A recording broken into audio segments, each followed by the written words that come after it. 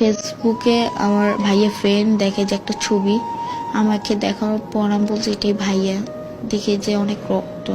তারপর আমার ওইখানেই কান্নাকাটি করতেছি, বললাম যেটা কি হয়েছে আসলে ভাইয়া।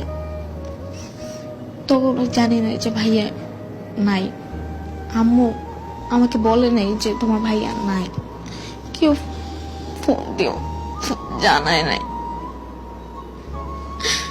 1টা বাজে আমি বাসায় আসি, বাসায় আসার পর দেখেছি গ্যারেজ খোলা, লাইট জ্বালানো।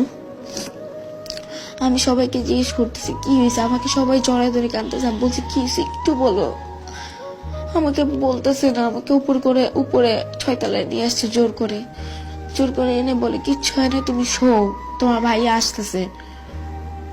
প্রায় কত 30 মিনিটের মতো শুয়ে আছি, হঠাৎ করে দেখি চিৎকার দিয়ে সবাই কাঁদতেছে। বারান্দায় যাওয়ার পর দেখি যে আম্মু সবাই দূরে আছে কাঁদতেছে। আমি নিচে যেয়ে দেখি কাফনের কাপড় পরে আছে আমার ভাইটা।